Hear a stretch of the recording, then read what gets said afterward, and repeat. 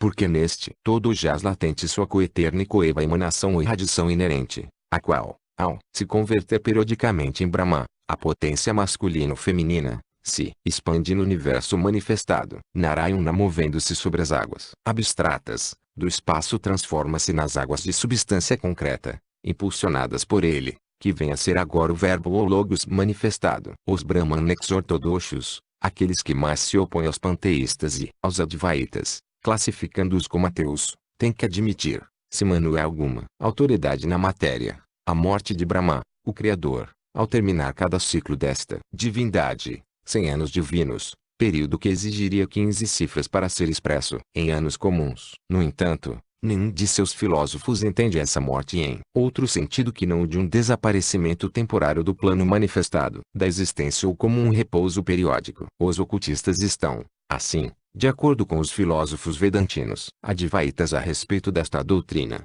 e demonstram a impossibilidade de aceitar-se, no terreno filosófico, a ideia de todo absoluto fazer surgir, pela criação, ou até mesmo pela evolução, aquele ovo áureo, no qual se diz que penetrou para se transformar em Brahma, o Criador, desdobrando-se depois, nos deuses e em todo o universo visível. 133. Não obstante, orientalistas cristãos imbuídos de preconceitos, e mais fanáticos do que outra coisa, pretendem provar que isto é puro ateísmo. Como exemplo, veja-se o Vedanta Sara do Major Jacob. Mas toda a antiguidade repete este pensamento. Hominis enim persidiv natura necessiest immortalievus summa compassio fruatur, segundo diz Lucrécio, conceito puramente vedantino. 118. Sustentam os ocultistas que a unidade absoluta não pode converter-se na infinidade, porque o infinito pressupõe a extensão ilimitada de algo e a duração deste algo, e o todo uno não é, como o espaço, sua única representação mental e física em nosso plano de existência,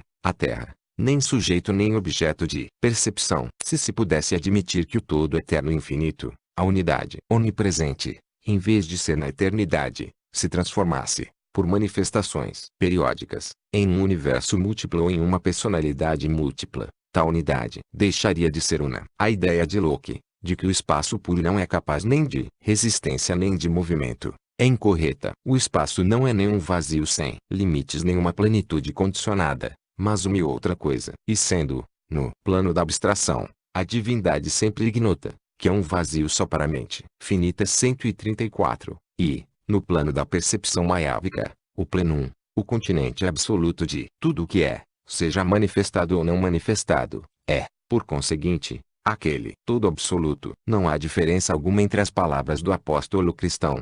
Nele vivemos, nele nos movemos e temos o nosso ser. E o que diz o Rishi hindu? O universo vive em Brahma, dele procede e a ele voltará, porque Brahma, neutro, o não manifestado, é aquele universo em abscondito, e Brahma, o manifestado, é o logos macho fêmea. 135 dos dogmas ortodoxos. O Deus do apóstolo iniciado, assim como o do Rishi, é ao mesmo tempo o espaço invisível e o visível. Em simbolismo esotérico, o espaço é chamado Mãe e Pai eterno de Sete. 134. Os próprios nomes das divindades principais, Brahma e Vishnu, deveriam ter sugerido, há muito tempo, os seus significados esotéricos. Porque a raiz de Brahman, ou Brahm, conforme se afirma, é a palavra abrir, crescer ou expandir-se. Veja-se a Calcutta Review, Vol. Vi. Pag. 14. E a de Vishnu é o Ish, penetrar, entrar na natureza da essência. Assim, Brahma Vishnu é aquele espaço infinito, do qual os deuses, os rishis, os manus e tudo que há neste universo são simplesmente as potências. Vibhu com acento circunflexo Taya. 135. Veja-se em Manu o relato da separação do corpo de Brahma em macho e fêmea. Esta última parte é a Vashfêmea, na qual ele cria Viraj. Compare-se ainda com o esoterismo dos capítulos 2, 3 e 4 do Gênesis. 119. Peles, e é constituído de 7 capas, desde sua superfície não diferenciada até a diferenciada, que é que foi e será. Haja ou não um universo, existam ou não deuses? Pergunta o catecismo esotérico Senzar. E a resposta é, o espaço. O que se recusa a aceitar não é o Deus uno desconhecido, sempre presente na natureza, ou a natureza em abscondito, mas o Deus do dogma humano e o seu verbo humanizado. Em sua incomensurável presunção, e no orgulho e vaidade que lhe são inerentes, criou o homem o seu Deus, pelas próprias mãos sacrílegas e com os materiais que encontrou em sua mísera substância cerebral. e o impôs ao gênero humano como uma revelação direta do espaço uno e não revelado. 136. O ocultista aceita a revelação como procedente de seres divinos, mas finitos, das vidas manifestadas, mas não da vida una não manifestada, daquelas entidades chamadas homens primordiais, Dhyani Budas ou Dhyan Shoans. Os 136 sente-se no ar o ocultismo neste fim de século. Entre muitas outras obras publicadas recentemente, há uma que recomendamos especialmente aos estudantes do ocultismo teórico que não desejam aventurar-se muito além dos domínios do nosso plano humano em particular. Seu título é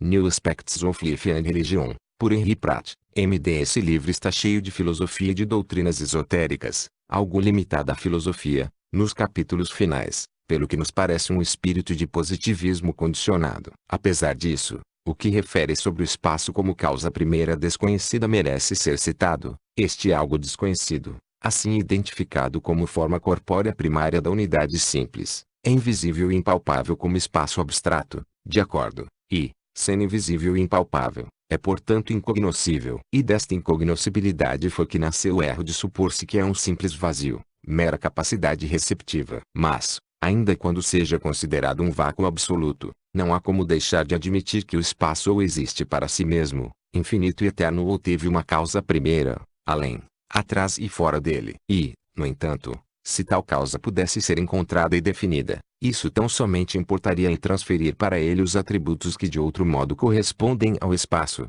no que estaríamos apenas fazendo recuar um passo mais longe a dificuldade de origem, sem obtermos nenhum suplemento de luz quanto à causa primeira. Op. Cite. Pag. 5. É exatamente o que tem feito os que acreditam num criador antropomórfico, num Deus extracósmico, posto no lugar do Deus intracósmico. Muitos dos conceitos do Dr. Pratt, e podemos dizer que a maioria deles, correspondem a velhas ideias e teorias cabalistas, que ele apresenta em uma forma inteiramente nova. Novos aspectos do oculto na natureza. Certamente, contudo, o espaço, encarado como uma unidade substancial, a fonte divina da vida, é, como a causa desconhecida e sem causa, o mais antigo postulado do ocultismo, anterior milhares de anos ao pater aeter dos gregos e latinos. Sucede o mesmo com a força e a matéria, como potencialidades do espaço, inseparáveis e reveladoras incógnitas do desconhecido. Tudo isso se encontra na filosofia ariana, sob a personificação de Vishvakarma, Indra, Vishnu, etc., estando, porém, expresso muito filosoficamente, com aspectos inusitados, na obra a que nos referimos. 120. Rishi Prajapati dos hindus,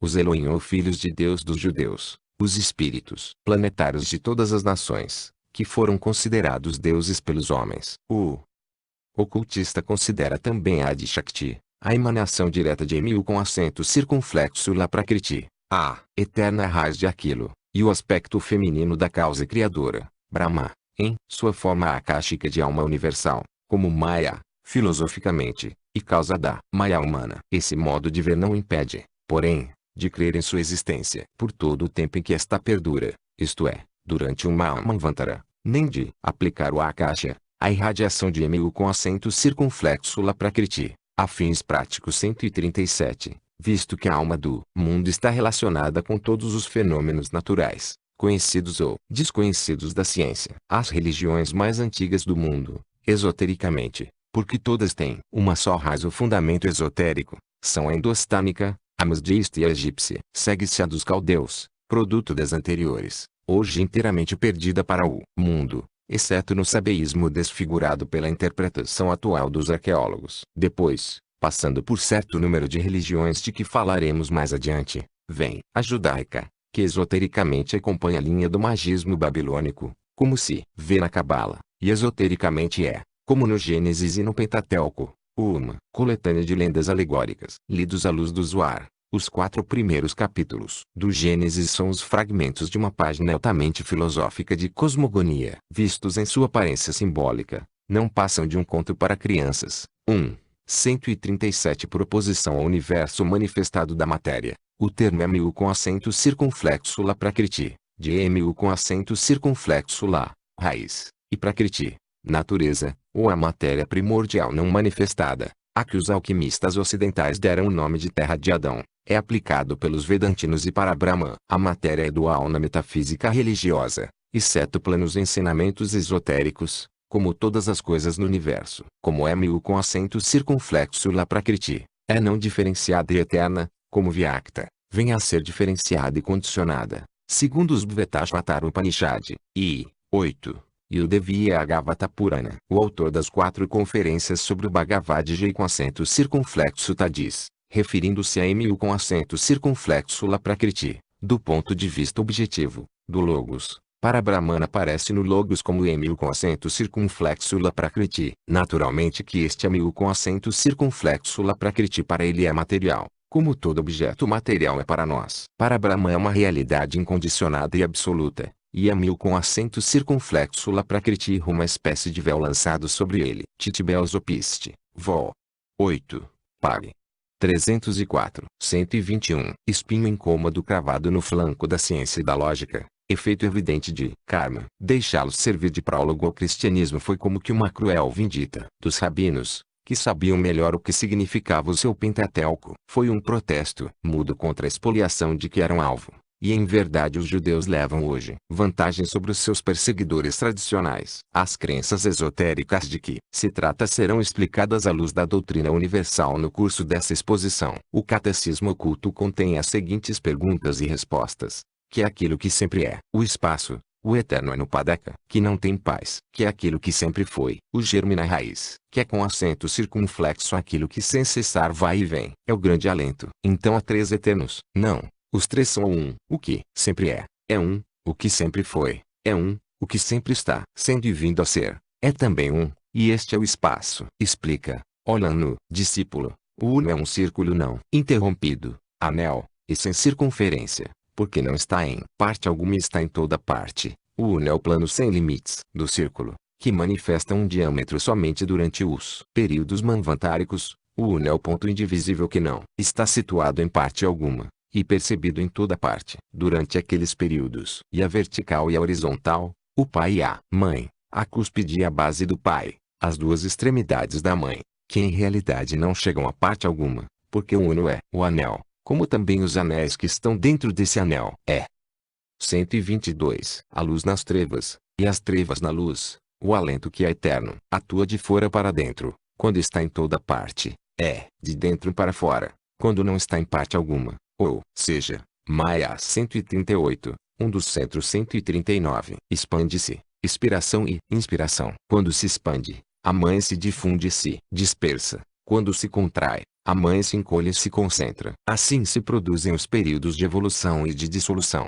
Manvantara e Pradaya. O germe é indivisível e ígneo, a raiz. O plano do círculo é fria, mas durante a evolução e o Manvantara, o seu revestimento é frio e radiante. O alento quente é o pai que devora a progênie dos elementos de múltiplas faces, heterogêneos, e deixa os que têm uma só face. Homogêneos, o alento frio é a mãe que os concebe, que os forma, que os faz nascer e que os recolhe novamente em seu seio para tornar a formá-los outra vez na aurora do dia de Brahma, ou Manvantara. Para melhor compreensão dos leitores em geral, devemos esclarecer que a ciência oculta reconhece a existência de 7 elementos cósmicos, 4 dos 138 a filosofia esotérica, considerando como Maya, ou a ilusão da ignorância, todas as coisas finitas. Deve necessariamente olhar do mesmo modo todos os corpos e planetas intracósmicos, porque representam algo organizado e, portanto, finito. Assim, a expressão atua de fora para dentro, etc. Se refere, na primeira parte, à aurora do Manvantara, ou grande revolução após uma das completas dissoluções periódicas e de todas as formas compostas da natureza, em sua última essência o elemento, do planeta molécula, e, na segunda parte, ao Manvantara parcial ou local, que pode ser solar ou somente planetário.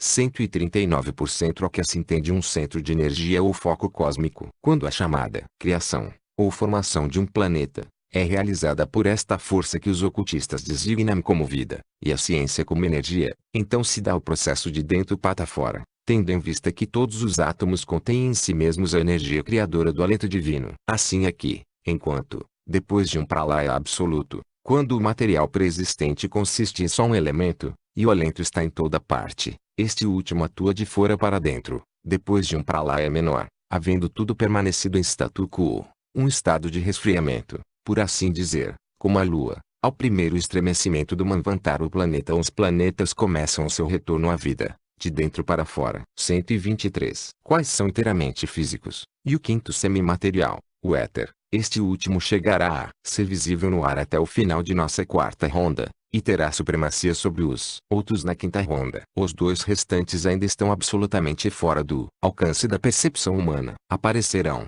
todavia, como pressentimentos, durante as raças sexta e sétima da ronda atual, e se tornarão de todo conhecidos na sexta e na sétima ronda, respectivamente 140. Estes 7 elementos, com seus inumeráveis subelementos, que são muito mais numerosos que os admitidos pela ciência, não passam de modificações condicionadas e aspectos do elemento uno e o único. Este último não é o éter 141, nem sequer o Akasha, mas a fonte de ambos. O quinto elemento, que a ciência hoje tende a admitir, não é o éter imaginado por Sir Isaac Newton, ainda que este lhe desse tal nome associando-o provavelmente com Aether, o pai-mãe da antiguidade. Como disse Newton por intuição, a natureza trabalha perpetuamente em ciclos, fazendo gerar fluidos de sólidos, coisas fixas de coisas voláteis, e voláteis das fixas, coisas sutis das grosseiras, e coisas grosseiras das sutis. Ponto assim, é possível que todas as coisas tenham sua origem no éter 142. 140 É curioso observar como,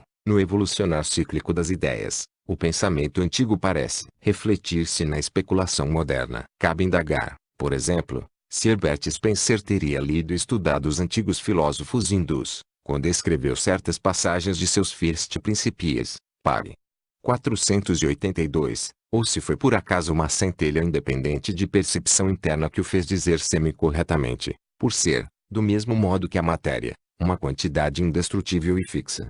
Deve-se supor que, ao atingir o movimento um limite, seja qual for a direção do impulso recebido, a mudança por ele operada na distribuição da matéria sucederá, então e necessariamente, uma distribuição em sentido inverso. Ao que parece, as forças universalmente coexistentes de atração e de repulsão, que, conforme vimos, atuam ritmicamente em todas as mudanças menores do universo inteiro, atuam também ritmicamente na totalidade de suas transformações, e produzem ora um período incomensurável, durante o qual as forças de atração, predominando, originam uma concentração universal, ora um período igualmente longo em que as forças de repulsão, prevalecendo, dão lugar a uma difusão universal, ou seja, eras alternadas de evolução e dissolução. 141 Sejam quais sejam os pontos de vista da ciência física sobre este assunto, tem a ciência oculta ensinado, desde há séculos, que o Akasha, do qual éter é a forma mais grosseira, o quinto princípio cósmico universal,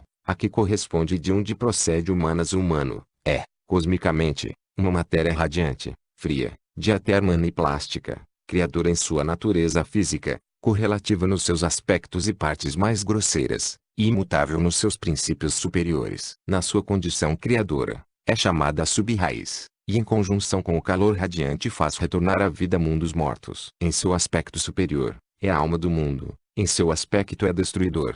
142 Ipot, 1675. 124. O leitor não deve perder de vista que as instâncias apresentadas neste livro tratam unicamente da cosmogonia de nosso sistema planetário e do que é visível em torno dele, após um pralaya solar. Os ensinamentos secretos referentes à evolução do cosmos universal não podem ser expostos, pois não seriam compreendidos nem mesmo pelas inteligências mais esclarecidas de nossa época.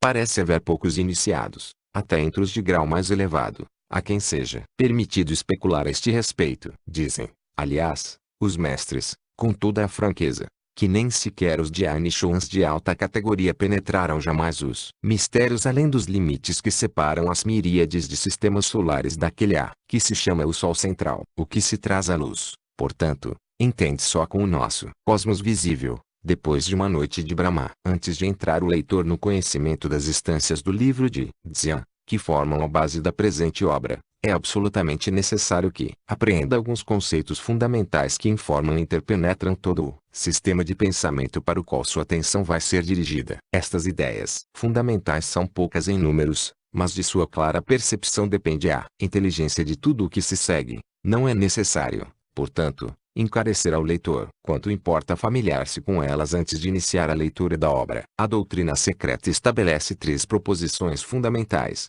e um princípio onipresente, sem limites e imutável, sobre o qual toda especulação é impossível, porque transcende o poder da concepção humana e porque toda expressão ou comparação da mente humana não poderia senão diminuí-lo. Está além do horizonte do alcance do pensamento, ou, segundo as palavras do Maimbo com acento circunflexo que há, é inconcebível e inefável. 125. Para que possa compreender mais claramente estas ideias, deve o leitor adotar como ponto de partida o seguinte postulado: há uma realidade absoluta, anterior a tudo que é manifestado ou condicionado, esta causa infinita e eterna, vagamente formulada no inconsciente e no incognoscível da filosofia europeia em voga, é a raiz sem raiz de tudo quanto foi, é e será. É, naturalmente, desprovida de todo e qualquer atributo, e permanece essencialmente sem nenhuma relação com o ser manifestado e finito. É a seidade, mais propriamente que o ser, sati em sânscrito, e cita fora do alcance de todo pensamento ou especulação. Esta aceidade é simbolizada na doutrina secreta sob dois aspectos. De um lado,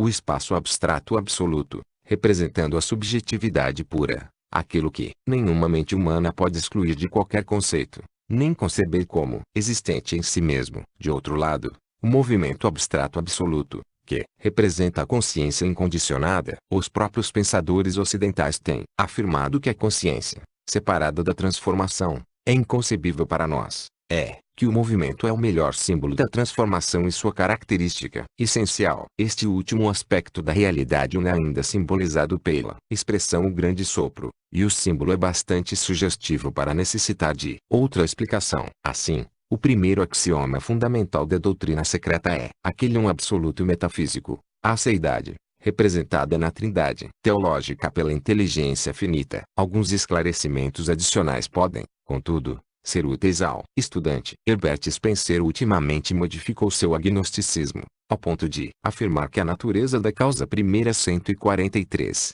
que o ocultista faz derivar, com mais 143 primeira é a palavra que pressupõe necessariamente algo que foi o primeiro a aparecer, o primeiro no tempo, no espaço e na categoria, e, portanto, algo finito e condicionado. Assim, o 126, lógica, da causa sem causa, o eterno, o incognoscível, pode ser essencialmente a mesma que a da consciência que reside dentro de nós. Em uma palavra, que a realidade impessoal que interpenetra o cosmos é o puro número do pensamento. Este passo à frente o leva bem perto do princípio esotérico e vedantino 144. Para Brahman, a realidade una, o absoluto, é o campo da consciência absoluta, vale dizer, daquela essência que está fora de toda relação com a existência condicionada, e cuja existência consciente é um símbolo condicionado. Mas, logo que saímos, em pensamento, desta negação absoluta, para nós, surge o dualismo no contraste entre o espírito, ou consciência, e a matéria, entre o sujeito e o objeto. O espírito, ou consciência, e a matéria devem ser, no entanto, considerados não como realidades independentes, mas como duas facetas ou aspectos do absoluto, para Brahman, que constituem a base do ser condicionado, seja subjetivo ou objetivo. Se consideramos essa tríade metafísica como a raiz de que procede toda manifestação, o grande sopro assume o caráter de ideação pré-cósmica. É Afonso, este origo da força e de toda a consciência individual, e de onde promana a inteligência, que preside o vasto plano da evolução cósmica. Por outra parte, a substância raiz, pré-cósmica, mu com acento circunflexo lá prakriti, é o aspecto do absoluto que serve de substratum a todos os planos objetivos da natureza. Assim como a ideação pré-cósmica é a raiz da toda a consciência individual, assim também a substância pré-cósmica é o substratum da matéria nos seus diversos graus de manifestação. O ocultismo oriental chama ao todo absoluto a causa uni sem causa, a raiz sem raiz, e aplica o nome primeira causa logos, no sentido que Platão dá a este vocábulo. 144, 127. Daí resulta que o contraste desses dois aspectos do absoluto é essencial. Por a existência do universo manifestado, isolada da substância cósmica, a ideação cósmica não poderia manifestar-se como consciência individual, pois só por meio de um veículo, o pad, de matéria é que a consciência emerge como eu sou. Eu, sendo necessária uma base física para concentrar um raio da mente universal a certo grau de complexidade. E por sua vez, separada da ideação cósmica, a substância cósmica não passaria de uma abstração vazia, e nenhuma manifestação de consciência poderia surgir. O universo manifestado acha-se, portanto, informado pela dualidade, que vem a ser a essência mesma de sua existência como manifestação. Mas, assim como os polos opostos de sujeito e objeto, de espírito e matéria, não são mais que aspectos da unidade una, que é a sua síntese, assim também no universo manifestado existe algo que une o espírito à matéria,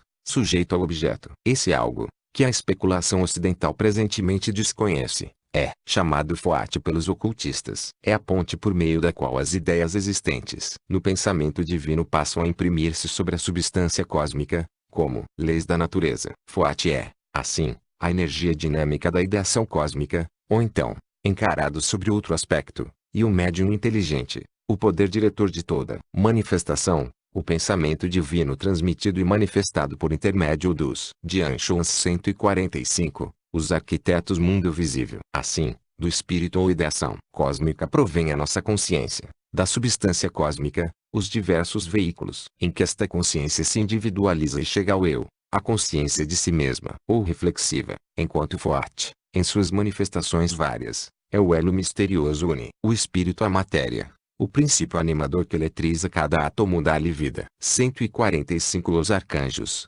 serafins etc., da teologia cristã. 128 O seguinte resumo dará ao leitor uma noção mais clara. 1. O absoluto, o Parabrahman dos Vedantinos ou a realidade una, Sat, que é, como disse Hegel, ao mesmo tempo absoluto ser e não ser. 2. O primeiro Logos, o impessoal e, em filosofia, não manifestado, o Logos, precursor do manifestado, é a causa primeira, o inconsciente dos panteístas europeus. 3. O segundo Logos, espírito matéria, vida, o espírito do universo, Purusha e Prakriti. 4. O terceiro Logos, a ideação cósmica, Maat ou inteligência, alma universal do mundo, o número cósmico da matéria, a base das operações inteligentes da natureza, também chamado Mahabodhi, a realidade una, seus aspectos duais no universo condicionado. 146 A doutrina secreta afirma, além disso, 2. A eternidade do universo em toto, como plano sem limites, periodicamente, cenário de universos inumeráveis, manifestando-se e desaparecendo, constantemente, chamados as estrelas que se manifestam e as centelhas da eternidade. A eternidade do peregrino. 147 É como um abrir. 146 Estes três logos subjetivos não devem ser confundidos com os três logos objetivos da manifestação quando o terceiro logos subjetivo se converte no primeiro logos objetivo criador, a mente universal, Maat, impregnando todas as coisas com os atributos da inteligência. Veja-se Astudin com seus Nes, de Aníbal Ante, seção Origens. Nota da edição de Adyar, Vol. I. Pag. 82, 1938, 147 Peregrino é o nome dado à nossa mônada, os dois em um, durante seu ciclo de encarnações. É o único princípio imortal e eterno que existe em nós, sendo uma parcela indivisível do todo integral, o Espírito Universal, de que emana e que é absorvida no final do ciclo. Quando se diz que emana do Espírito Uno, usa-se de uma expressão tosca e incorreta, por falta de palavras adequadas. Os Vedantinos a chamam Sutratma, alma-fio. Suas explicações, no entanto, diferem algo das dos 129 e fechar de olhos da existência por si mesma. Segundo o livro de Dzyan, o aparecimento e o desaparecimento de mundos são como o fluxo e o refluxo periódico das marés. Este segundo acerto da doutrina secreta é a universalidade absoluta daquela lei de periodicidade, de fluxo e refluxo, de crescimento e decadência, que a ciência física tem observado e registrado em todos os departamentos da natureza. Alternativas tais como dia e noite, vida e morte, sono e vigília são fatos tão comuns, tão perfeitamente universais e sem exceção, que será fácil compreender porque divisamos nelas uma das leis absolutamente fundamentais do universo. Ensina também a doutrina secreta. 3. A identidade fundamental de todas as almas com a alma suprema, universal, sendo esta última um aspecto da raiz desconhecida, e a peregrinação obrigatória para todas as almas, centelhas daquela alma suprema, através do ciclo de encarnação, ou de necessidade, durante todo esse período. Em outras palavras, nenhum Budi puramente espiritual, alma divina, pode ter uma existência consciente independente, antes que a centelha, emanada da essência pura do sexto princípio universal, ou seja, da alma suprema, haja passado por todas as formas elementais pertencentes ao mundo fenomenal do Manvantara, adquirido a individualidade, primeiro por impulso natural e depois à custa dos próprios esforços, conscientemente dirigidos e regulados pelo karma, escalando assim todos os graus de inteligência, desde humanas inferior, ocultistas. Cabe aos vedantinos explicar a diferença. Veja-se o Vol 2, parte 2, Dias e Noites de Brahma, 130, até humana superior, desde o mineral e a planta ao arcanjo mais sublime, Dhyana Buda. A doutrina axial da filosofia esotérica não admite a outorga de privilégios nem de dons especiais ao homem, salvo aqueles que forem conquistados pelo próprio ego com seu esforço e mérito pessoal, ao longo de uma série de metempsicoses e reencarnações. Por isso dizem os hindus que o universo é Brahman e Brahma, porque Brahman está em todo o átomo do universo, sendo os 6 princípios da natureza a expressão ou os aspectos vários e diferenciados do sétimo e o uno, a realidade única do universo, seja cósmico ou microcósmico, é, ainda porque as permutações psíquicas, espirituais e físicas do sexto, Brahman, o veículo de Brahman, no plano da manifestação e da forma, são consideradas, por antífrase metafísica, ilusórias e maiávicas. Embora a raiz de todos os átomos, individualmente, e de todas as formas, coletivamente, seja o sétimo princípio, ou a realidade una, em sua aparência manifestada, fenomenal e temporária, tudo isso não é senão uma ilusão efêmera dos nossos sentidos. 148. Em seu modo de ser absoluto, o princípio uno, sob seus 2 aspectos, para Brahman e Mu com acento circunflexo lá Prakriti, não tem sexo, é incondicionado e eterno. Sua emanação manvantárica, periódica, ou irradiação primária, é também una, andrógena, e finita em seu aspecto fenomenal. Quando, por sua vez, a emanação irradia, todos os seus raios são igualmente andrógenos, convertendo-se nos princípios masculino e feminino em seus aspectos inferiores. Depois de um pralaya, quer seja o grande pralaya ou pralaya menor, deixando este últimos mundos. 148. Veja-se o Vol 2, parte 3, Deuses, Mônadas e Átomos, seção 14. 131. Em statu quo 149, o primeiro a despertar para a vida ativa é o plástico a caixa, o pai-mãe, o espírito e a alma do éter, ou seja, o plano do círculo. O espaço é chamado a mãe, antes de sua atividade cósmica, e pai-mãe no primeiro estágio do seu despertar. Na Cabala ele é também pai, mãe e filho. Mas, enquanto na doutrina oriental constituem estes o sétimo princípio do universo manifestado, ou Atma, Buddhi-manas, espírito, alma, inteligência, ramificando-se e dividindo-se a tríade em 7 princípios cósmicos e em 7 princípios humanos. Na Cabala ocidental, dos místicos cristãos correspondem à tríade ou trindade, e, entre os seus ocultistas, ao Jeová macho fêmea, Javá. Nisso consiste toda a diferença entre as trindades esotérica e cristã. Os místicos e os filósofos, os panteístas orientais e ocidentais, sintetizam sua tríade pré-genética na abstração divina pura. Os ortodoxos antropomorfizam Hiranyagarbha, Ari Sansara. 150. As 3 hipóstases do espírito que se manifesta. O espírito do Espírito Supremo, título sob o qual Prithvi, a terra, saúda Vishnu em seu primeiro avatar, são as qualidades abstratas e puramente metafísicas da formação, da conservação e da destruição. São também os 3 avastas, hipóstases, divinos daquele que não parece com as coisas criadas. Achyuta, nome de Vishnu. Os cristãos ortodoxos cindem a sua divindade pessoal criadora em 3 pessoas distintas e não admitem divindade superior. Esta última, em ocultismo, é o triângulo abstrato. Para o ortodoxo, é o cubo perfeito. O Deus Criador, ou antes a coletividade dos deuses criadores, é considerado pelo filósofo oriental como Bhranti-darshanata, falsas aparências, algo concebido, em razão de aparências. 149 Não são os organismos físicos, e muito menos os seus princípios psíquicos, o que permanece em statu quo durante os grandes pralayas cósmicos ou mesmo solares, e sim unicamente suas fotografias akáshicas ou astrais. Mas, durante os pralayas menores, os planetas, uma vez envolvidos pela noite, continuam intactos, apesar de mortos, à maneira de um grande animal que, preso e sepultado nos gelos polares, assim se conserva durante largos períodos.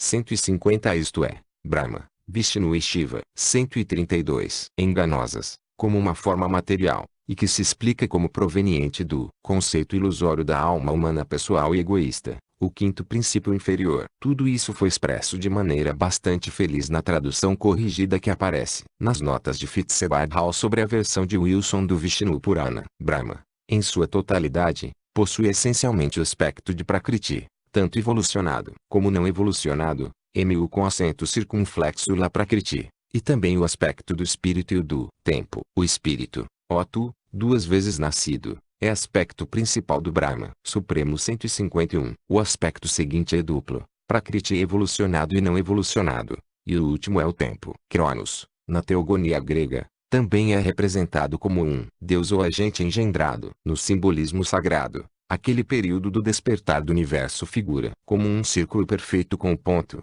raiz, no centro. Era um signo universal. Também encontramos na Cabala. Entretanto, a Cabala ocidental, atualmente nas mãos dos místicos cristãos, o ignora por completo, apesar de achar-se claramente assinalado no Zubar. Estes sectários começam pelo fim, tomam como símbolo do Cronos pré-genético a cruz inscrita no círculo, que denomina a união da rosa e da cruz, o grande mistério da geração oculta, de onde provém o nome Rosa Cruz. Rosa Cruz é o que se pode depreender de um dos mais importantes e mais bem conhecidos de seus símbolos, o qual até hoje não foi jamais compreendido, inclusive por parte dos místicos modernos, o do pelicano que 151 Spencer, apesar de, tal como Schopenhauer e von Hartmann, exprimir somente um aspecto dos antigos filósofos esotéricos, e, portanto, conduzir os seus leitores à lúgubre região da desesperança agnosticista, assim formula reverentemente o grande mistério, o que permanece imutável em quantidade,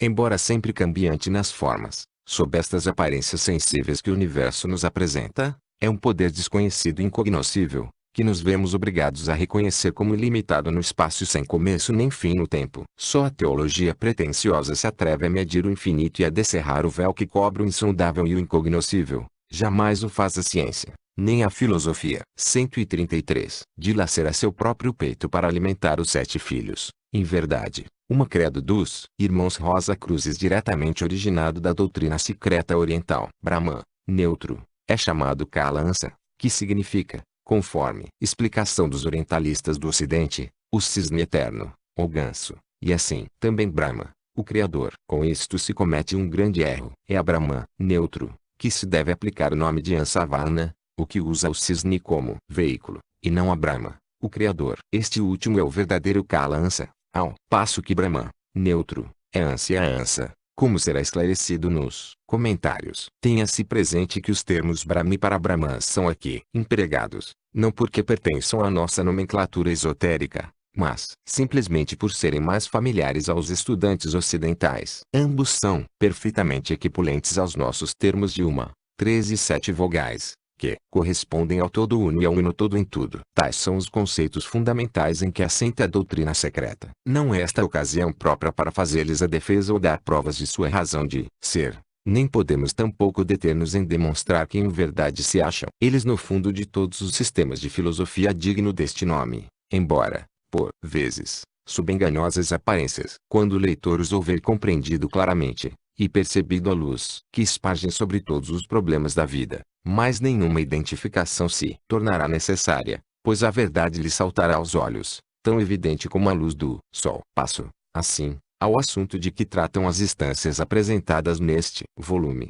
fazendo-as preceder de um pequeno esforço, a fim de facilitar o trabalho do estudante e dar-lhe, em poucas palavras, uma visão panorâmica dos conceitos que ali se expõem. 134. A história da evolução cósmica, tal como figura nas instâncias, é, em certo sentido, a fórmula algébrica abstrata da mesma evolução. Não deve o leitor, por isso, esperar que nela se encontre a explicação de todas as fases e transformações verificadas desde os primeiros passos da evolução universal até o nosso estado atual. Dar semelhante explicação seria tão impossível ao escritor, quanto incompreensível àqueles que se não acham ainda em condições de penetrar, sequer, a natureza do plano de existência em que tem, por enquanto, confinada à sua consciência. As instâncias oferecem uma fórmula abstrata que se aplica a mutatis mutandis a toda a evolução, a de nossa diminuta Terra, a da cadeia planetária que pertence à Terra, a do universo solar no qual se integra esta cadeia, e assim, sucessivamente,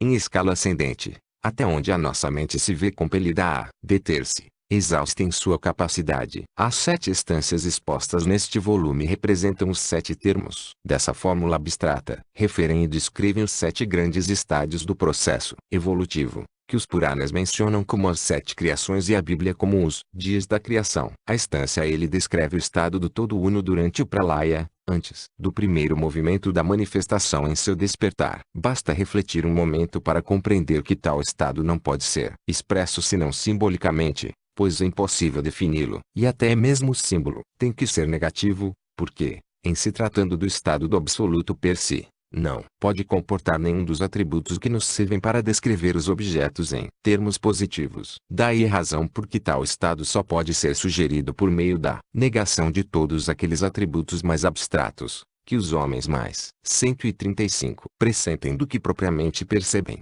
Como o limite máximo é que pode chegar o seu poder de concepção. A instância 2 refere-se a um estado que para a inteligência ocidental é quase tão idêntico ao descrito na primeira instância que a explanação das diferenças exigiria, por si só, um tratado. Convém, portanto, deixar a intuição e as faculdades superiores do leitor o assimilar, até onde seja possível, o significado das frases alegóricas que ali se encontram. Em verdade, deve-se ter presente que estas instâncias falam mais às faculdades íntimas que a inteligência ordinária do homem físico. A instância 3 descreve o despertar do universo para a vida após o Pralaya. Mostra o emergir das mônadas do seu estado de absorção no Uno. É o primeiro e o mais alto estádio na formação dos mundos, podendo aplicar-se o termo monada tanto aos vastos sistemas solares como ao átomo mais íntimo. A instância 4 expõe a diferenciação do germe do universo na hierarquia serenaria de poderes divinos conscientes, que são as manifestações ativas da suprema energia una. São eles os construtores e modeladores,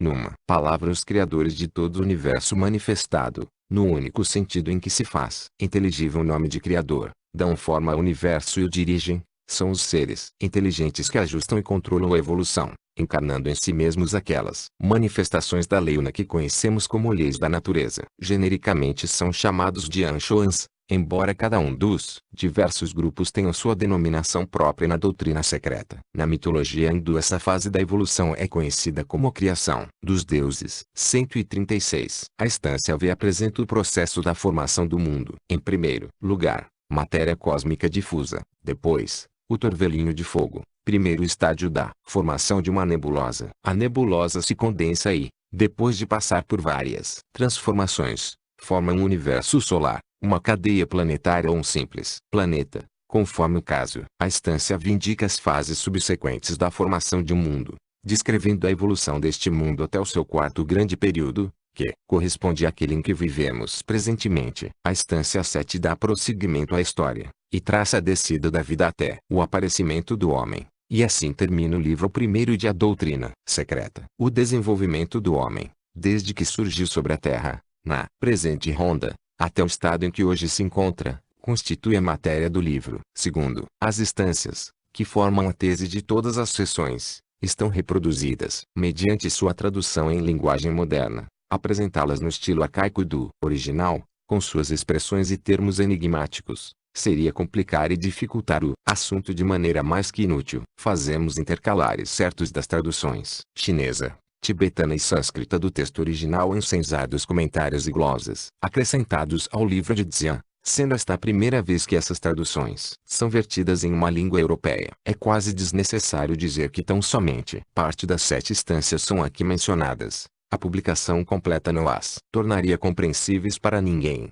à exceção de alguns ocultistas mais graduados. A própria autora, ou melhor, a humilde redatora destas linhas, não entende mais que os profanos aqueles trechos suprimidos. 137. Para facilitar a leitura do livro e reduzir ao mínimo as notas ao pé das páginas, considerou-se útil dispor textos e comentários uns após outros, empregando, onde quer que o se fizesse necessário, nomes sânscritos e tibetanos de preferência aos originais, o que só trará benefício à compreensão, tanto mais que esses nomes são todos aceitos como sinônimos, e os últimos são usados apenas entre os mestres e seus sheyas, discípulos. Assim aqui, se houvéssemos de traduzir o primeiro versículo, empregando unicamente os substantivos e expressões técnicas que constam em uma das versões tibetana e senzar, teríamos literalmente o seguinte: Tuagen Zigeu dormiu 7 corlo, Zodimana Ziba, todo, Nilgiseio, Conshog não, Eancão não, Lhachoan não, Tembrel Shugni não, Dharmakaya cessou, Shenshang não, havia chegado a ser, Barnang Zaingovonete, somente. Tuogi ensina a noite de Sunshan e Yonggrup, Paraniskipana, etc. etc. Tudo isso soaria como um verdadeiro abracadabra. Como esta obra foi escrita para esclarecimento dos estudiosos de ocultismo, e não para os filólogos, evitaremos o uso de termos estrangeiros. Sempre que possível, ficam somente as palavras intraduzíveis, que não se compreendam, sem uma explicação, mas todas elas constarão em sua forma sânscrita. Não é preciso recordar ao leitor que tais palavras são, em quase todos os casos, o resultado da última evolução daquela língua, e pertencem à quinta raça raiz. O sânscrito, tal como hoje se conhece, não era falado pelos atlantes, e a maior parte, 138, dos termos filosóficos empregados nos sistemas da Índia posteriores ao período do Mahabharata não figuram nos Vedas, nem nas instâncias originais,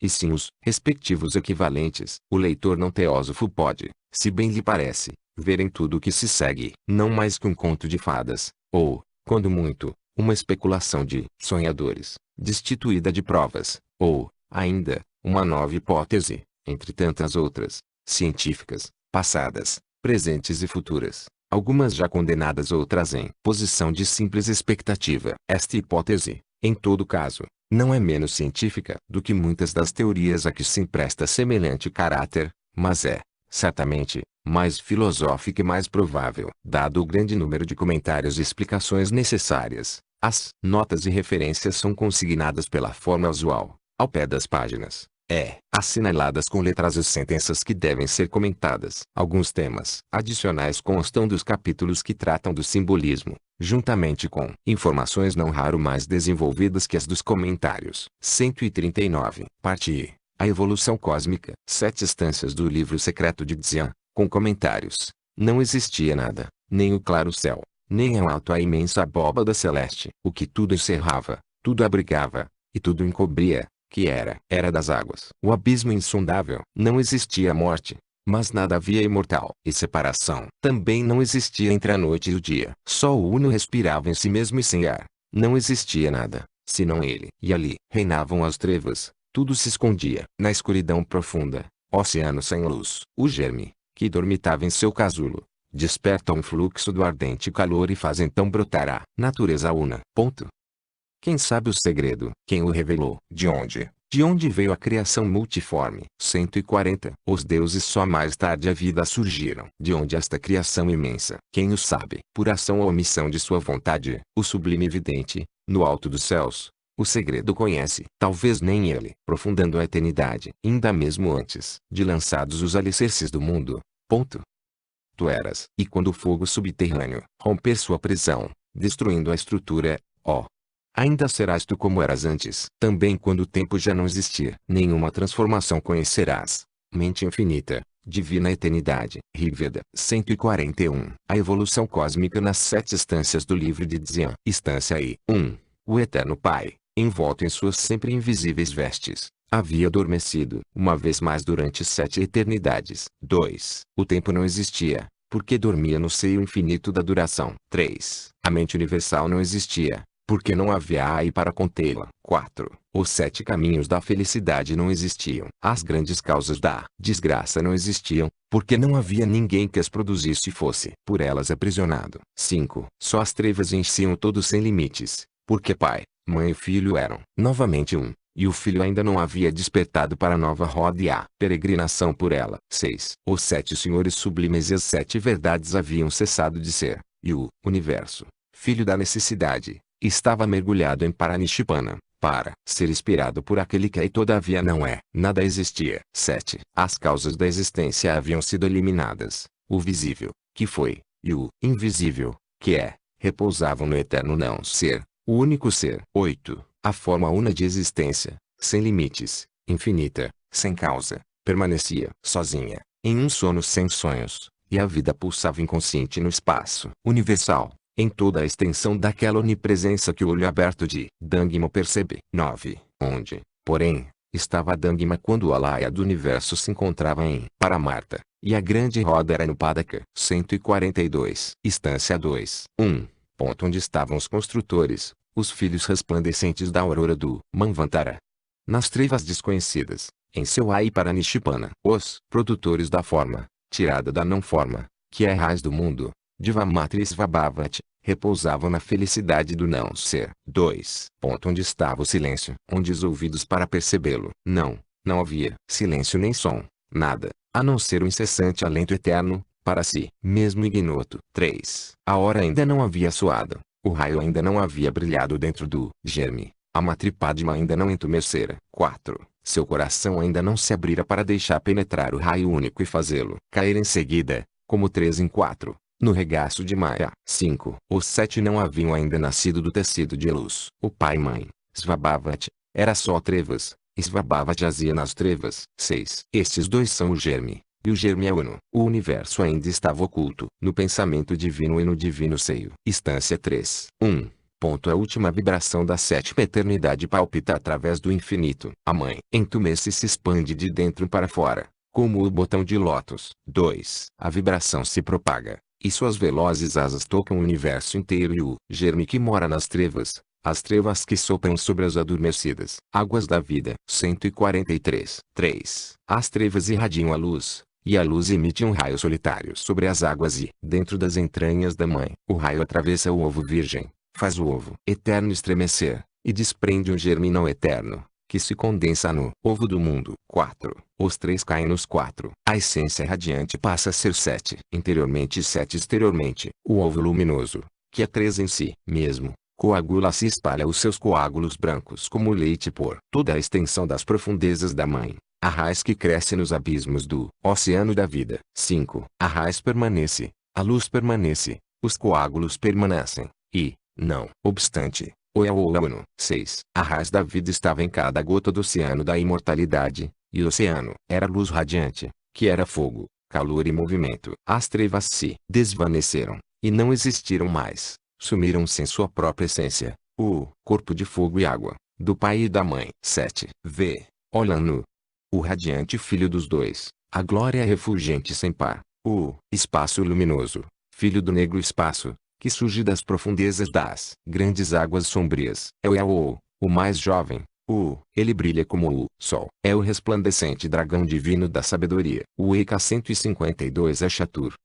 Chatur toma para si Tri, e a união produz Sapta, no qual estão os 7, que se tornam o Tridasha, as hostes e as multidões. Contemplo-o levantando o véu e desdobrando de oriente a ocidente. Ele oculta o acima, e deixa ver o abaixo como a grande ilusão. Assinala os lugares para os resplandecentes. 152 Eka igual 1, Chatur igual 4, Tri igual 3, Sapta igual 7, Tri X Dasha, 10, igual Tridasha igual 3 dezenas, ou uma hoste. 144. E converte-o acima num oceano de fogo sem praias, e o uno manifestado nas grandes águas. 8. Onde estava o germe? Onde então se encontravam as trevas? Onde está o espírito da chama que arde em tua lâmpada? Olha nu, o germe é aquilo.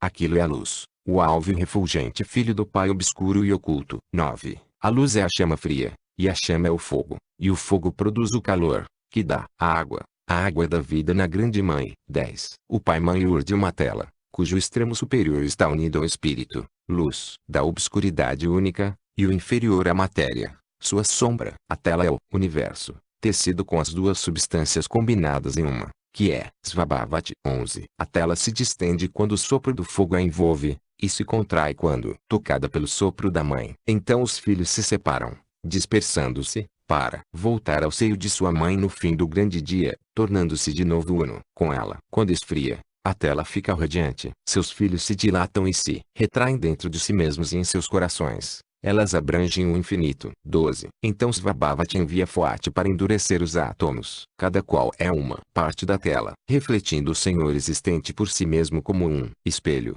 Cada um vem a ser, por sua vez, um mundo. Instância 4. 1. Escutai, ó filhos da terra. Escutai os vossos instrutores, os filhos do fogo. Sabei, não há nem primeiro nem último, porque tudo é um número que procede do não número. 145. 2. Aprendei o que nós, que descendamos dos 7 primeiros, nós, que nascemos da chama primitiva, temos aprendido de nossos pais. 3. Do resplendor da luz, o raio das trevas eternas, surgem no espaço as energias despertadas de novo, o 1 do ovo, o 6 e o 5. Depois o 3, o 1, o 4, o 1, o 5, o duplo 7, a soma total. E estas são as essências, as chamas, os construtores, os números, os aro com acento circunflexo pá, o zerrio com acento circunflexo pá e a força o homem divino, a soma total. E do homem divino, a soma total. E do homem divino emanaram as formas, as centelhas, os animais sagrados e os mensageiros dos sagrados pais dentro do santo 4.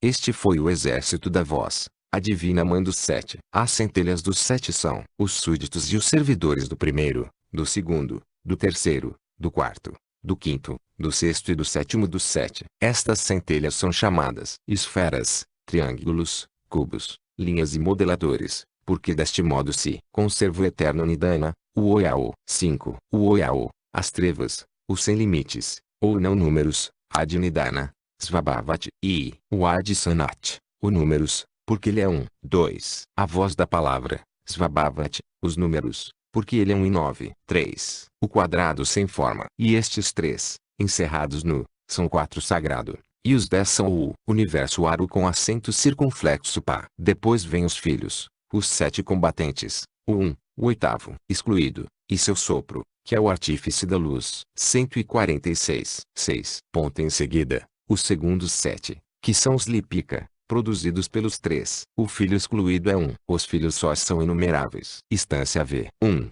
Os 7 primordiais, os 7 primeiros sopros do dragão de sabedoria, produzem por sua vez o torvelinho de fogo com os seus sagrados sopros de circulação giratória. 2. Dele fazem o mensageiro de sua vontade. O Dzeu converte-se em Foat, o filho veloz dos filhos divinos, cujos filhos são os Lipika, leva mensagens circulares. Foat é o corcel, e o pensamento, o cavaleiro. Ele passa como um raio através de nuvens de fogo, dá 3, 5 e 7 passos através das 7 regiões superiores e das 7 inferiores. Ergue a sua voz para chamar as centelhas inumeráveis e as reúne. 3. Ele é o seu condutor, o espírito que as guia. Ao iniciar a sua obra, separa as centelhas do reino inferior, que se agitam e vibram de alegria em suas radiantes moradas, e com elas forma os germes das rodas. Colocando-as nas 6 direções do espaço, deixa uma no centro, a roda central. 4. Foat traça linhas espirais para unir a sexta sétima,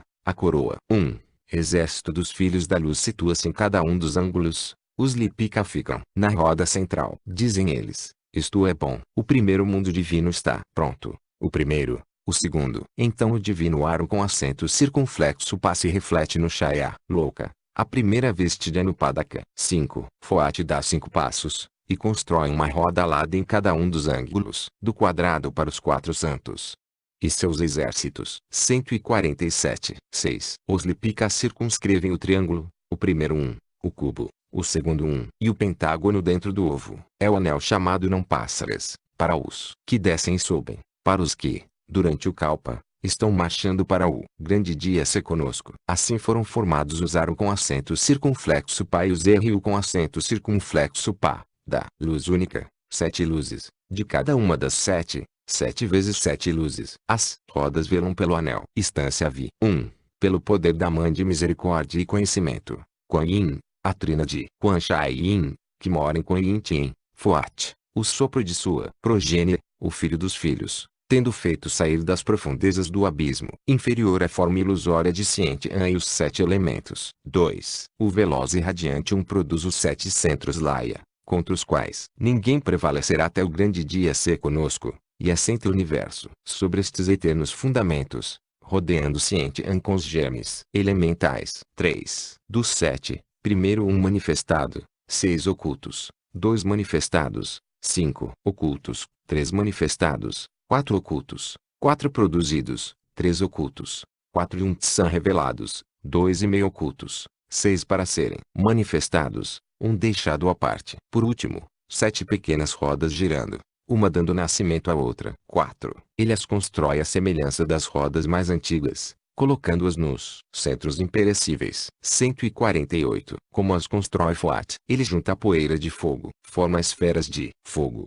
corre através delas e em seu derredor, insuflando-lhes a vida, e em seguida as põe em movimento, umas nesta direção, outras naquela. Elas estão frias, ele as aquece. Estão secas, ele as umedece. Brilham, ele as ventila e refresca. Assim procede Foat, de um a outro crepúsculo, durante 7 eternidades. 5. Na quarta, os filhos recebem a ordem de criar suas margens. 1/3 recusa-se, 2/3 obedecem. A maldição é proferida. Nascerão na quarta. Sofrerão e causarão sofrimento. É a primeira guerra. 6. As rodas mais antigas giravam para baixo e para cima. Os frutos da mãe enchiam todo. Houve combates renhidos entre os criadores e os destruidores, e combates renhidos pelo espaço, aparecendo e reaparecendo a semente continuamente. 7. Faze os teus cálculos, ó Lanu, se queres saber a idade exata da pequena roda. Seu quarto raio é nossa mãe. Alcança o quarto fruto da quarta senda do conhecimento que conduz ao nirvana,